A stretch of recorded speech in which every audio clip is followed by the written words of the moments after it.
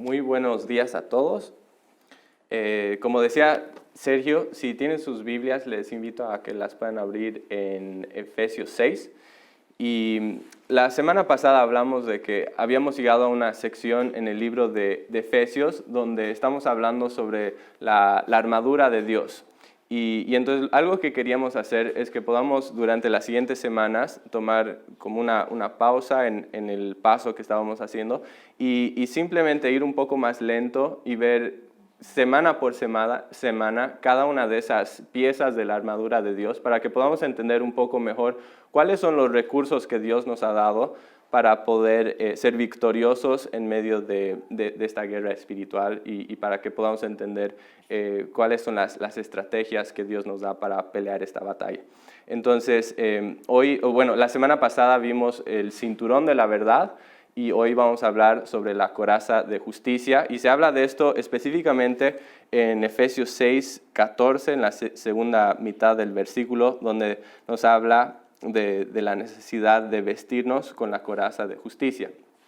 Pero quería que podamos ver el versículo en su contexto. Entonces, lo que vamos a hacer es leer desde el versículo 10 en adelante. Entonces, Efesios 6, 10, dice así: Por lo demás, hermanos míos, fortaleceos en el Señor y en el poder de su fuerza.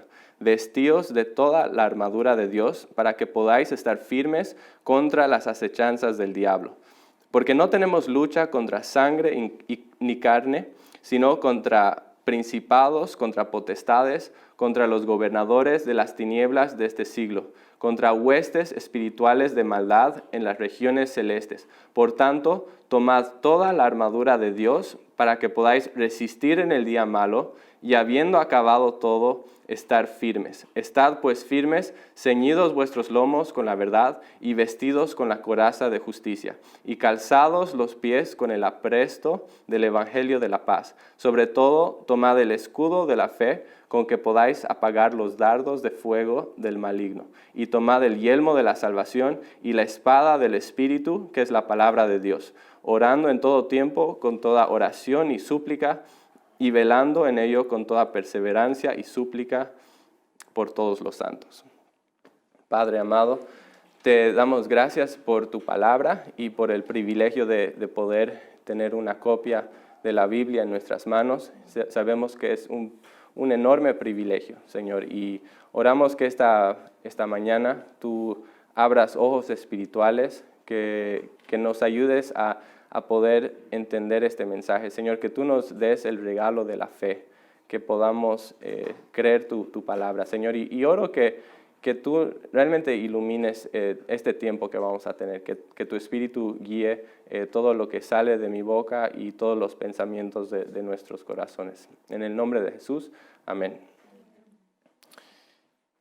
Bien, bueno, creo que todas las personas en general entienden la realidad de los peligros visibles y físicos a su alrededor y entienden la necesidad de tener cuidado con peligros físicos, ¿no? Y entonces, por ejemplo, cuando ustedes van a un supermercado y justo es el momento de llenar los cajeros automáticos con dinero, lo que ustedes podrán ver es que los hombres que están trabajando en eso, que son responsables de hacer eso, van y están muy armados, muy protegidos, ¿no? Tienen sus chalecos antibalas, tienen escopetas, tienen autos blindados y muchas cosas más. La pregunta es, ¿por qué se visten así? Se visten así porque hay un peligro, ¿no es cierto? Son conscientes de que hay un peligro, entonces necesitan tener cuidado de eso, necesitan estar preparados por si algo pudiera suceder, ¿no? Y en este caso el peligro es algo muy físico, es visible, entonces como es algo visible, entonces es más fácil tomarlo en serio y más fácil ser consciente de eso, ¿no? Pero también en la vida hay otros tipos de peligros que son invisibles, que ni siquiera los podemos ver, pero no porque sean invisibles y porque no los podamos ver con los ojos humanos, no por eso significa que no son peligros reales o que no deberíamos tomarlos en cuenta. Y para darles un ejemplo, muchas veces no sé si alguna vez les ha pasado que van a un dentista y el dentista pide que ustedes se hagan una radiografía de los dientes. Entonces ustedes van al lugar donde se tienen que hacer la radiografía y ni bien se acomodan en el asiento, alguien viene y pone un chaleco pesado de plomo sobre su tórax. No sé si han tenido esa experiencia. ¿Por qué hacen eso? Justamente porque hay un peligro invisible. Es un peligro que tal vez ustedes ni siquiera perciben, ni siquiera se dan cuenta, pero son unos rayos invisibles que si ustedes se sobreexponen a eso, podrían estar en peligro, ¿no? Podría causar daño a sus cuerpos. Entonces, por eso las personas van y ponen un chaleco de plomo sobre su tórax. Y la pregunta es, ¿en cuál de estas situaciones somos más propensos a tomar, o digamos, a tener cuidado o tomar esa situación en serio? Cuando es un peligro físico, o cuando, digamos, un peligro que puedes ver, o cuando es un peligro que no puedes ver. Por lo general, obviamente, somos más propensos a tomar en serio los peligros visibles, lo que puedes ver, ¿no? Por ejemplo, si ves que alguien está disparando en tu dirección, es muy obvio que necesitas un buen chaleco antibalas, ¿no? No necesitas ser muy inteligente para saber eso, es muy obvio, ¿no? Pero cuando tú estás en un lugar donde hay mucha radiación, el peligro no es tan obvio, ¿no? Podrías estar en un lugar con mucha radiación y ni siquiera darte cuenta de que hay un peligro, ¿no? Obviamente, si alguien viene y te dice este es un lugar peligroso, hay mucha radiación, ahí podrías tomar las medidas y las precauciones necesarias. Pero si no te dicen nada, podrías estar en medio de un peligro mortal y ni siquiera saberlo, ¿no? Y es justamente lo que pasó, por ejemplo, en los casos de Hiroshima y Nagasaki o en Chernobyl, en diferentes lugares. Es lo que pasó, ¿no? Que estas personas estaban expuestos a un peligro sin darse cuenta, ¿no? Ellos habían sobrevivido al peligro físico y visible de una explosión nuclear, ¿no? Entonces alguien podría pensar, bueno, el peligro ya pasó, ya no hay ningún peligro. Y sin embargo, había un peligro invisible que nadie se dio cuenta, que era la radiación, ¿no? Y mientras tal vez visiblemente no había nada, por dentro había un peligro invisible que estaba atacando sus cuerpos. Y muchos de ellos no se dieron cuenta de que estaban sufriendo los daños de este peligro hasta que ya era demasiado tarde, ¿no? Y el cáncer se había apoderado de ellos y ya la sentencia de muerte era segura, ¿no? Y entonces lo que quiero mostrar con todo esto es que así como deberíamos tener cuidado con peligro, digamos, si una persona es consciente y está tomando cuidados contra peligros físicos, también hay la necesidad de tener cuidado con peligros invisibles, peligros que no puedes ver. Y eso nos lleva justamente al punto que estoy tratando de llegar con todo esto, es que también deberíamos ser cuidadosos con los peligros espirituales, ¿no? A veces podemos ser propensos, puesto que los peligros espirituales no son visibles y no los vemos tangiblemente, podemos ser propensos a no considerarlos o no tomarlos en serio, ¿no? Y deberíamos ser igual de cuidadosos, si no más cuidadosos, con esos peligros espirituales de lo que somos con otro tipo de peligros, ¿no? Porque son igual o más reales y más mortales, ¿no? Son serios, ¿no? Y entonces necesitamos tomarlo en serio, ¿no? No minimizarlo y no hacer, o sea, no pensar que no están ahí, no están presentes, ¿no? Y además es porque, como habíamos visto anteriormente, en los versículos anteriores nos dice que estamos en medio de una batalla. Y nos dice, no es contra sangre y carne, sino contra principados, contra potestades, contra los gobernadores de las tinieblas de este siglo, contra huestes espirituales de maldad en las regiones celestes. Entonces tenemos que saber esto, que hay un peligro y que necesitamos tomarlo en serio, ¿no? Que tenemos que tomar esto con la misma seriedad o más seriedad de la que tomaríamos una amenaza física, ¿no? Por ejemplo, si ante la amenaza de balas yo me pondría un chaleco antibalas y si en la presencia de radiación yo me pongo un chaleco de plomo pesado, entonces en la presencia de un peligro espiritual, yo debería también ponerme una coraza de justicia, ¿no? Y entonces es justo lo que vamos a hablar esta mañana. Vamos a hablar sobre la coraza de justicia y de esta necesidad de protegernos ante estos peligros, ¿no? Pero antes de entrar a los detalles sobre esta coraza de justicia, quisiera que primeramente respondamos una pregunta aún más fundamental. Y la pregunta más fundamental que necesitamos responder es esta. ¿Eres un soldado de Jesucristo? ¿Eres un soldado de Jesucristo? ¿Estás en el lado de Jesucristo en el campo de batalla? ¿Realmente perteneces a Cristo? ¿Realmente sirves a Cristo? ¿Realmente vives por Cristo? ¿Tu vida le pertenece a Cristo? Esa es la pregunta más fundamental que necesitas preguntarte. Porque no tiene sentido tratar de pensar en cómo resistir los ataques y las tentaciones del día a día si mi vida entera ni siquiera pertenece a Cristo y si ni siquiera estoy de su lado, ¿no? Y entonces antes de pensar en cómo resistir estos ataques, necesito responder estas preguntas fundamentales. ¿Le pertenezco a Cristo? ¿Estoy del lado de Cristo? Esa es la pregunta más importante. Y la pregunta que tenemos que responder es, ¿cómo es que llego a pertenecer a Cristo? ¿Cómo llego a estar de su lado? ¿Cómo llego a tener esa seguridad que yo voy a pasar la eternidad en su presencia? Es una pregunta muy, muy importante.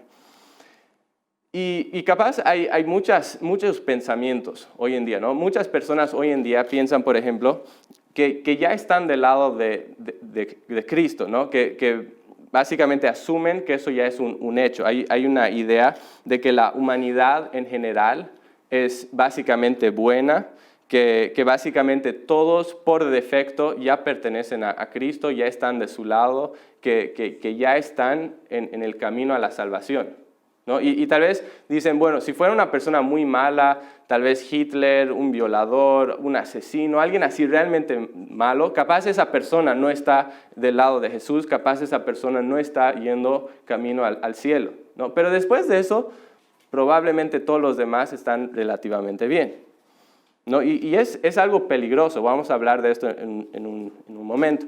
Pero otras personas hacen otra cosa y ellos admiten de que hay culpabilidad en las personas, pero no creen que esa culpabilidad sea tan seria, ¿no? Y estas personas podrían admitir que tienen pecados en sus vidas, pero ellos piensan que tienen la capacidad de remediar estos pecados por medio de cosas buenas que hacen, ¿no? Entonces piensan que si son lo suficientemente amables, si son lo suficientemente generosos con los pobres, si son si logran resistir la suficiente cantidad de pecados o van la suficiente cantidad de veces a la iglesia o hacen cosas así moralmente buenas, van a ser aceptados por Dios, van a poder revertir o corregir estas malas cosas que hicieron.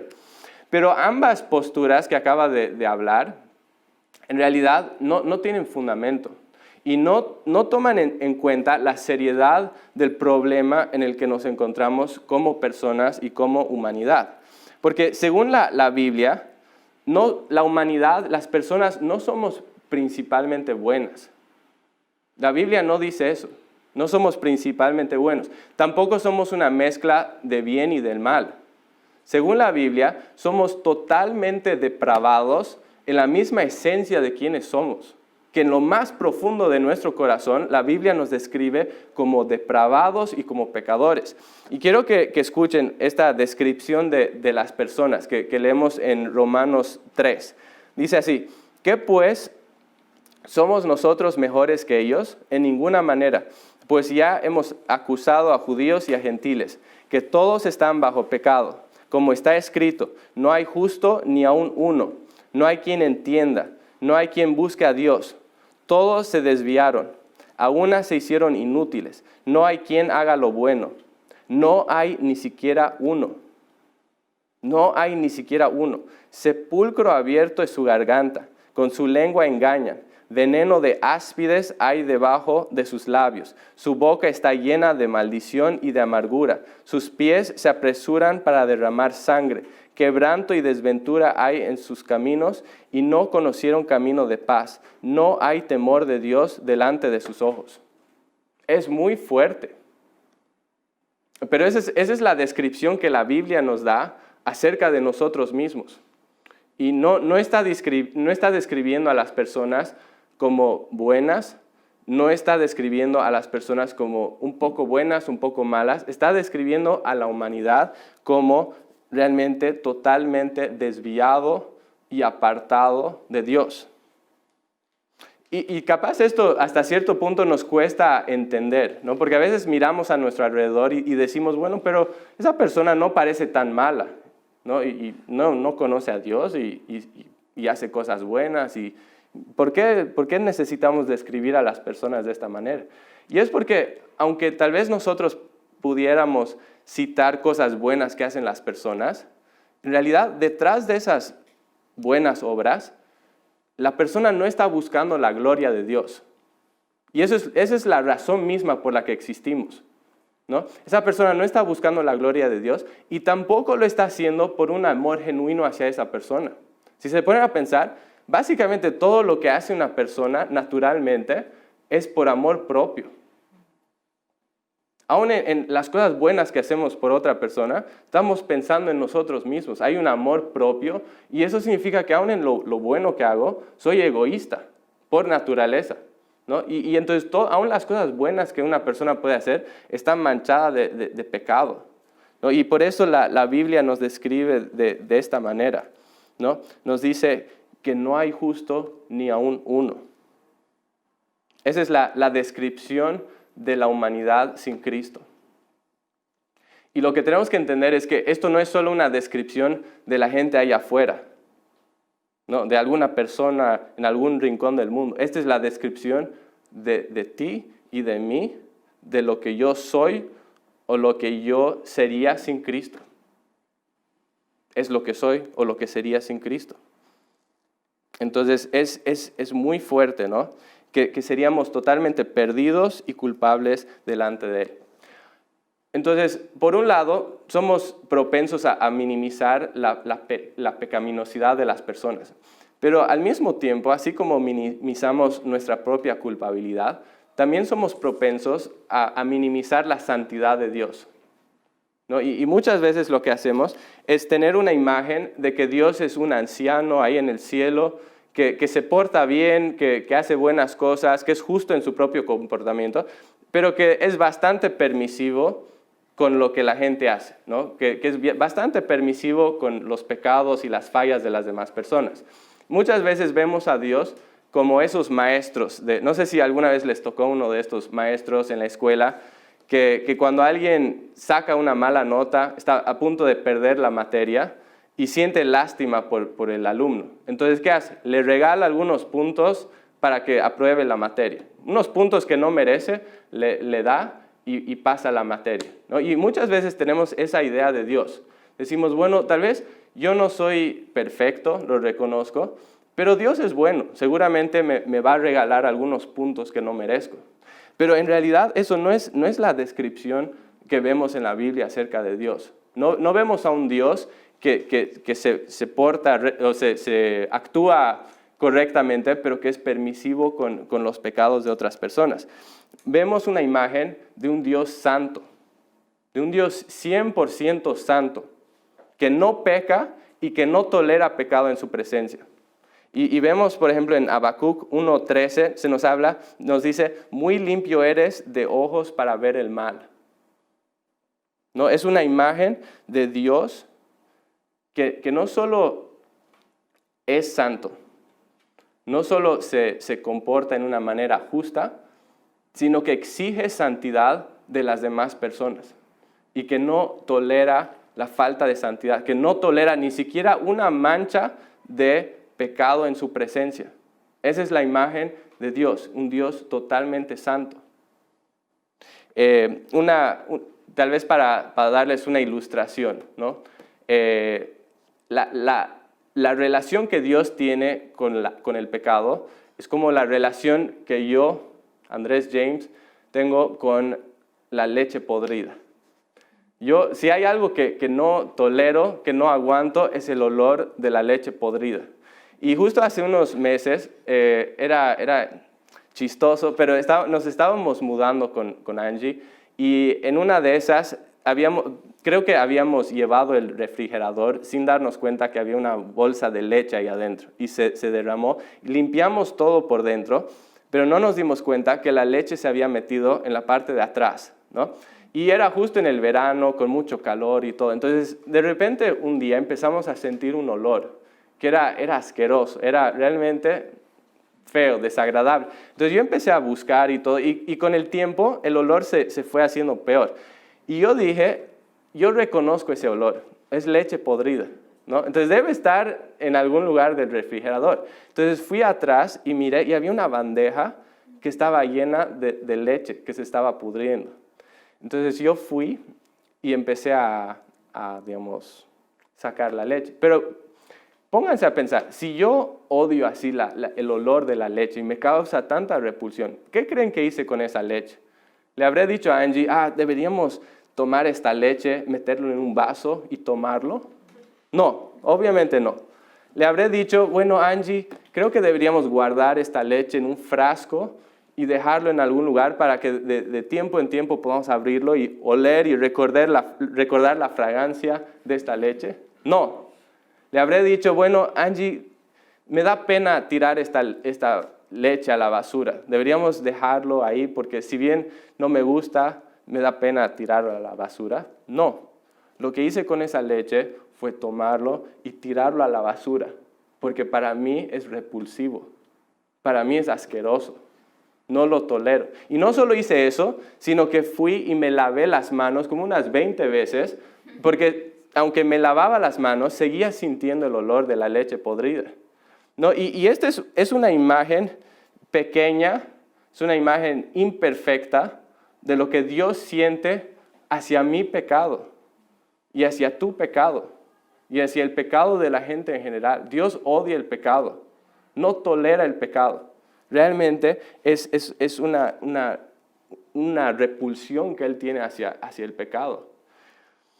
Y entonces, volviendo a la pregunta que nos hacíamos hace un momento, cuando nos preguntamos, ¿cómo es que yo puedo pertenecer a Dios? ¿Y cómo es que yo puedo estar en el lado de Dios? Hay un problema, ¿no es cierto? ¿Por qué? Porque el problema es cómo puede un Dios que es 100% santo, que no tolera el pecado, que no tolera ni la más mínima mancha de pecado en su presencia, ¿cómo puede ese Dios asociarse con alguien como yo, que soy 100% pecador en la misma esencia de quién soy? Cuando realmente entendemos cuando somos confrontados y entendemos la magnitud de nuestro propio pecado y la magnitud de su santidad, vemos que hay un enorme dilema aquí, ¿no? ¿Cómo puede ese Dios asociarse conmigo? Y lo que llegamos a entender es que no es tan fácil como simplemente decir, bueno, voy a tratar más fuerte, voy a tratar de ser mejor persona, voy a esforzarme más para hacer algo que no hice antes. No es tan fácil. Esa no es una solución válida, porque por más que yo me esfuerce y trate toda mi vida de ser una buena persona, nunca voy a alcanzar los estándares de un Dios santo. Nunca voy a poder ser lo suficientemente puro o perfecto como para que ese Dios me acepte. No, porque lo que Dios realmente demanda de mi vida no es que yo sea una persona relativamente buena. Lo que Dios demanda de mi vida es que yo sea una persona perfecta. ¿Y quién de nosotros puede decir que es perfecto? ¿Quién de nosotros puede decir que nunca pecó? ¿Quién puede decir que nunca fue egoísta? ¿Quién puede decir que nunca trató mal a su esposa? ¿Quién puede decir que nunca fue impaciente con sus hijos? ¿Quién puede decir que nunca tuvo un mal pensamiento, que nunca hizo nada malo? Realmente nadie puede decir eso. Seríamos mentirosos si dijéramos eso. En Eclesiastés 7:20 dice, ciertamente no hay hombre justo en la tierra que haga el bien y nunca peque. Todos hemos pecado. Y eso nos pone a todos en un tremendo dilema, ¿no? ¿Cómo puedo pertenecer a ese Dios? ¿Cómo puedo estar de su lado? ¿Cómo puedo estar seguro de que yo esté con Él por la eternidad? ¿Cómo eso va a pasar? Y parece un problema sin solución, ¿no? Pero ahí es donde es tan importante que podamos entender el Evangelio. ¿Qué es el Evangelio realmente? ¿Cuál es esa buena noticia de salvación? La buena noticia de salvación me dice, Dios es santo, pero además Dios es amor, ¿no? Y la Biblia, lo que vemos en la Biblia es que ese Dios santo nos amó de tal manera que no quería que ninguno perezca, que nadie muera. Y por lo tanto, ¿qué hace? Él envía a su Hijo Jesucristo en una misión de rescate por nosotros, ¿no? Y Cristo, cuando viene a esta tierra, vive la vida perfecta que ni tú ni yo hemos podido vivir. Él vivió la vida perfecta que ninguno de nosotros podíamos vivir. Él nunca pecó, Él nunca se contaminó, Él nunca hizo nada malo, ni siquiera tuvo un pensamiento malo, ¿no? Él vivía en conformidad perfecta con la voluntad de su Padre. Él decía, mi voluntad es mi comida es hacer la voluntad de mi Padre que me envió. Ese era lo que él respiraba, era vivir en conformidad a la voluntad de su Padre. Entonces, si había alguien que podía entrar a la presencia de Dios en base a su propia excelencia, en base a su propia virtud, era Cristo. Pero lo que es impresionante del Evangelio es que Jesús no dice simplemente, bueno, yo soy perfecto y ahora me voy al cielo, sino que hace algo muy diferente. ¿Qué hace? Hace un intercambio con nosotros, ¿no? Dice, dame tu culpa, dame tu pecado, dame tu fracaso, dame todo lo que está en tu vida que te condena, dame todo eso. Y yo lo voy a tomar y voy a ir a una cruz.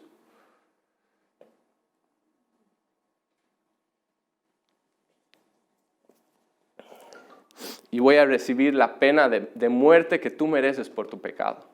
Eso es lo que Cristo hace. Y a cambio nos dice, toma mi inocencia, toma mi obediencia, toma mi récord perfecto. Toma todo lo que yo hice que tú nunca podrías hacer. Y si tú aceptas esto, es tuyo. Es un regalo que yo te ofrezco. Eso es lo que Cristo hace. Eso es lo que Cristo ofrece, ¿no? Y si nosotros aceptamos eso, entonces ahora yo puedo entrar a la presencia de Dios. Puedo ser aceptado por Dios. No en base a mi justicia, sino en base a la justicia perfecta de Cristo, ¿no? Eso es justicia imputada. Es lo que muchas veces si escuchan ese término se está refiriendo a eso. Significa que Cristo transfiere o acredita su justicia a mi favor. Eso es justicia imputada, ¿no? Y entonces, volviendo a la pregunta, ¿cómo es que yo puedo pertenecer a Dios? ¿Cómo puedo yo estar en el lado de Dios?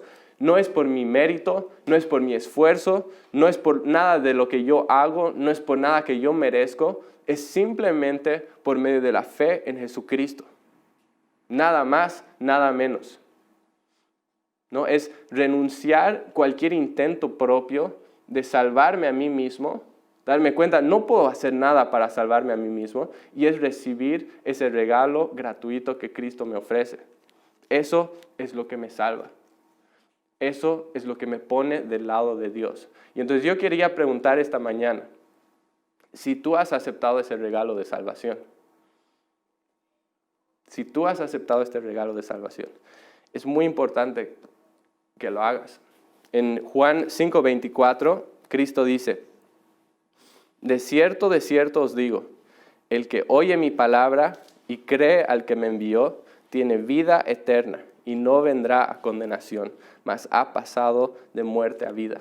Es un regalo increíble, que un hombre pecador, que un hombre con esa leche podrida pueda ser aceptado por un Dios que no acepta nada de pecado en su presencia. ¿Por qué? Simplemente por Cristo. Y si nunca has recibido ese regalo de salvación, yo te animo a que lo hagas hoy, que hoy sea el día de salvación, que hoy puedas ir delante de Dios y decir, Dios, yo soy pecador, yo no merezco nada de esto, pero confío en Cristo para salvación. Y les animo a que hagan eso, que hoy sea el día de salvación. Es algo instantáneo, no es un proceso, es algo que Dios hace inmediatamente, cuando venimos a Él en fe y arrepentimiento. Pero una vez que hemos respondido esa primera pregunta, que es tan importante y tan fundamental, quería pasar a una segunda pregunta, que vamos a ver brevemente, y es, asumiendo que ya entiendo de que que soy un soldado de Cristo, que estoy en su lado en el campo de batalla, que realmente pertenezco a Cristo, la pregunta que quiero hacerte es, ¿estás usando la coraza de justicia? ¿Estás usando la coraza de justicia? Y capaz para responder esta pregunta, es importante definir algunos de los términos aquí en este versículo. ¿Okay? Entonces, primeramente, coraza. ¿Qué es una coraza? Una coraza básicamente era una pieza de la armadura de un soldado romano que era fundamental. Era como un chaleco, generalmente metálico, a veces de otros materiales duros, que cubría todo el tórax o el pecho de un soldado, ¿no? Y era importante porque básicamente cubría todos los órganos vitales de un soldado y lo mantenía protegido en un campo de batalla.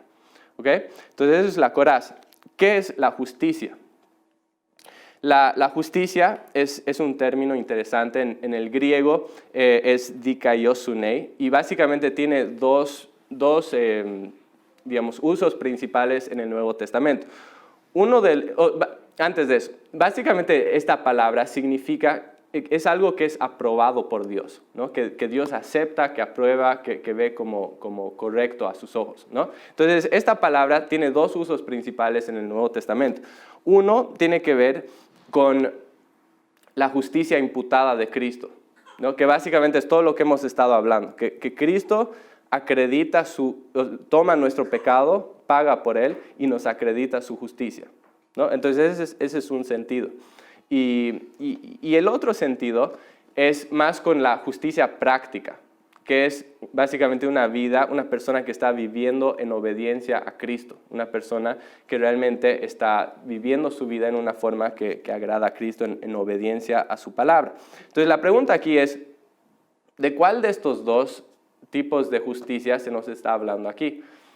Y lo más probable es que en realidad hay un elemento de ambos acá, en cuanto a esto de la coraza de justicia, porque ambas cosas, ambos elementos de la justicia van mano a mano. Cristo nos transfiere su justicia, pero eso lleva a una justicia práctica, ¿no? A realmente vivir de una forma que agrada al Señor. Entonces, pensando un poco en esto, pensando en la justicia imputada, ¿cómo entendemos esto de ponernos la coraza de justicia? Obviamente no puede significar que nos estamos poniendo la justicia imputada de Cristo. ¿Y por qué? Porque la justicia imputada de Cristo es algo que Él te da una vez por siempre. No es algo que tú te pones diariamente, es algo que Dios te da y que lo tienes de por vida, ¿no? Entonces no es algo que te pones. Pero si bien eso es cierto, podemos entender esto en el sentido de que necesitamos recordar constantemente que somos justificados por Cristo, ¿no? Y necesitamos recordar esa verdad contra los ataques del diablo. No sé si alguna vez les ha pasado, me imagino que sí, que alguna vez pecas y de repente sientes condenación, ¿no? Sientes que no puedes orar, sientes que no puedes leer la Biblia, sientes que no puedes estar en la presencia de Dios, que no puedes servir a su mesa, no puedes hacer nada. ¿Por qué? Porque fallaste a Dios, te sientes culpable, te sientes condenado, ¿no? Es algo muy común y es una de las tácticas principales que el enemigo usa contra nosotros. Porque ¿qué hace? Dice, bueno, tú fallaste a Dios, entonces ahora no puedes venir donde Él. Entonces lo que tú necesitas hacer es arreglar tu vida y cuando arregles tu vida, entonces recién puedes ir nuevamente a Cristo. Entonces, ¿qué haces? Tratas de hacerlo, pero como no estás andando con Él, fracasas otra vez y te sientes más condenado y más culpable, entonces te alejas más y caes más y te sientes más culpable y más culpable y más culpable hasta que por fin realmente estás muy lejos de donde deberías estar. Es algo que el diablo usa mucho en nuestras vidas. Y cuando eso sucede con nosotros, algo que necesitamos hacer es recordar que somos justificados por Cristo. Necesitamos recordar la cruz de Cristo en esos momentos, ¿no? Necesitamos recordar que yo soy aceptado por Dios no en base a mi virtud, no en base a mi excelencia, no en base a mis acciones, no en base a nada de lo que yo hago. Soy aceptado gracias a la justicia perfecta de Cristo, ¿no? Y entonces esa es una de las implicaciones de esto de ponernos la coraza de justicia, ¿no? De recordar el Evangelio y usar eso contra los ataques del enemigo. Pero si se fijan, también nos habla aquí de algo que debemos ponernos todo el tiempo y entonces va un poco más allá de solo la justicia imputada. También nos está hablando de algo que debemos ponernos, que nos ataca, que protege nuestro ser interior de los ataques del enemigo. Entonces también nos está hablando de la justicia práctica, ¿no? De tener ese compromiso con vivir en obediencia a Cristo y vivir vidas que le agradan. Hemos dicho hace un momento que una de las funciones principales de una coraza era proteger los órganos internos de un soldado en un campo de batalla, ¿no? Y uno de esos órganos principales es el corazón. Ahora la pregunta es, ¿qué es el corazón? El corazón para un judío era la esencia de quién es esta persona, ¿no? Para un judío el corazón era su ser interior, era básicamente incluía la totalidad de la persona interior, o sea, su intelecto, sus emociones, su voluntad, absolutamente todo, era la esencia de una persona. Y entonces pensando en esto en un sentido espiritual, hay muchas implicaciones de esto en cuanto a la guerra espiritual. Y es porque el enemigo siempre busca atacar nuestro corazón, ¿no? El enemigo busca confundir nuestros pensamientos. El enemigo busca involucrar y enredar nuestras emociones. El enemigo busca desviar nuestra voluntad, ¿no? Y entonces nosotros tenemos que protegernos contra esto, con una coraza, ¿no? Necesitamos algo que nos proteja de esto, ¿no? Y eso es un compromiso con la justicia práctica. Uno de los versículos preferidos de Angie es Proverbios 4:23, que dice, sobre toda cosa guardada, guarda tu corazón, porque de él mana la vida, ¿no? Sobre toda cosa guardada, guarda o protege tu corazón, porque todo lo demás sale de ahí. Y básicamente es otra forma de decir lo mismo, de decir, ponte una coraza, protege tu corazón. Una vez leí un libro que me pareció muy interesante, que comparaba nuestro corazón con un invernadero.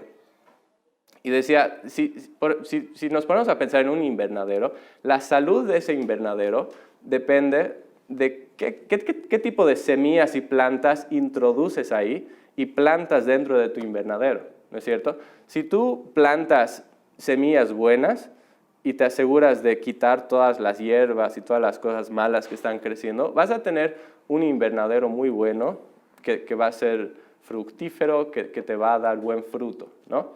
Pero si empezamos a descuidar este invernadero y empezamos a introducir semillas de hierbas y no quitamos las cosas malas ahí, no estamos sembrando semillas buenas, ¿qué va a pasar con ese invernadero? Va a ser un desastre, ¿no? Y no va a haber nada ahí que realmente puedas comer o que pueda servir a una persona. Y el corazón es así, que la salud de mi corazón depende de qué cosas estoy permitiendo entrar por la puerta. Es así, ¿no? Y por eso es tan importante cuidar mi corazón. Por eso es tan importante proteger mi corazón, poner una coraza donde nada puede estar entrando.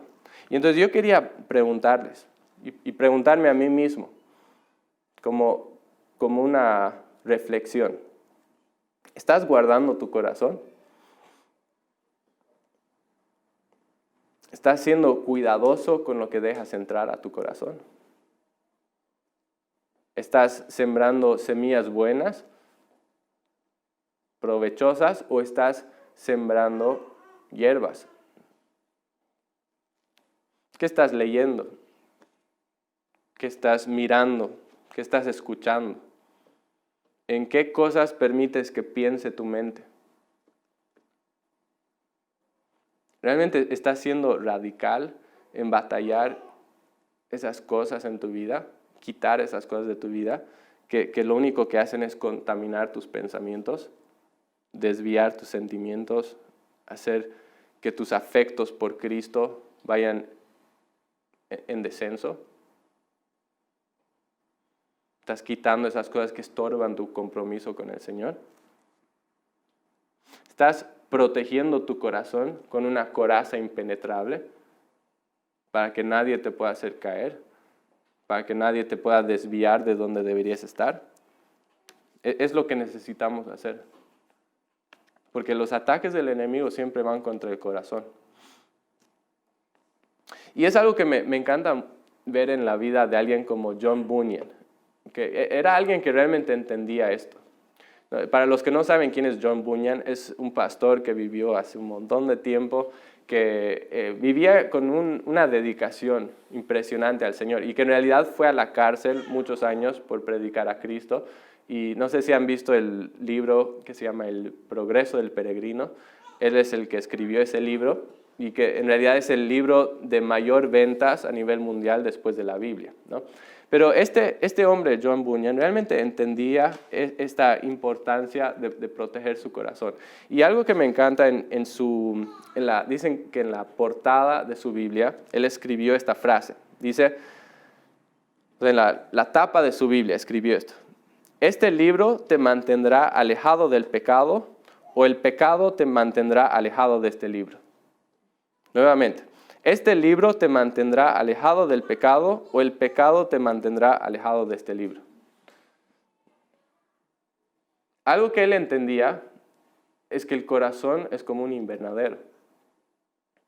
Justamente, ¿no? Y que no es la salud del corazón depende de qué cosas estamos permitiendo que entren ahí, ¿no? Y algo que también entendía es que un tipo de plantas o semillas tiende a ahogar el otro tipo de plantas o semillas. Es decir, que si yo estoy pasando, si yo estoy involucrado en pecado, en dejar que mis pensamientos vayan por cualquier lado y cosas así, lo único que va a hacer eso es, mientras más me entrego a eso, más quiero de eso y menos quiero de Dios, ¿no? Y es como un ciclo vicioso que me lleva, mientras más estoy permitiendo que esas cosas entren, más y más atrapado estoy.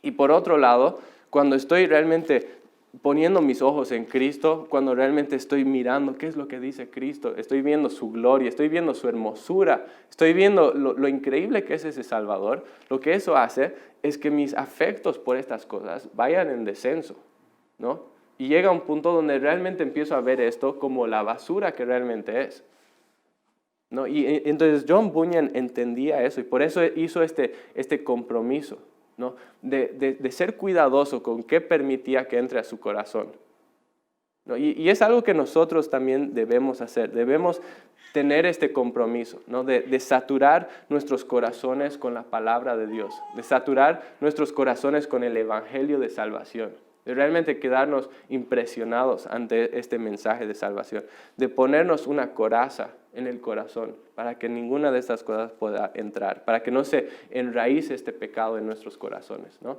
Y ese es el desafío que quiero dejar para cada uno de nosotros, que así como dice Romanos 13:14, podamos vestirnos del Señor Jesucristo y no proveer para los deseos de la carne. Padre amado, te agradecemos por tu palabra, Señor, y quiero orar por cada uno de mis hermanos aquí presentes, por mi propia vida también, Padre, que tú nos ayudes a realmente vivir vestidos con esta coraza de justicia. Padre, que tú nos ayudes a recordar día a día cuál es la base de nuestra aceptación delante de ti. Que podamos recordar que no somos salvos ni aceptados por nuestra propia virtud, no es por nuestros logros, no es por nuestros méritos, sino simplemente por la cruz de Jesucristo. Ayúdanos a recordar esto y a poder resistir esos ataques que recibimos día a día, donde el diablo busca condenarnos y alejarnos de ti y hacernos sentir indignos en tu presencia. Señor, ayúdanos a cuidar eso. Y también, Padre, ayúdanos a poder guardar nuestro corazón día a día con todos los ataques y las tentaciones que hay, de poner nuestros ojos en otro lugar, de ir y correr tras otras cosas. Padre, ayúdanos a ser cuidadosos con estas cosas, Señor. Y oramos, Padre, que tú nos fortalezcas este día, durante la semana, Señor, y que nos ayudes a poder aplicar lo que hemos hablado esta mañana. Gracias, Padre, por estar con nosotros hoy, y oramos todo esto en el nombre de Jesús. Amén.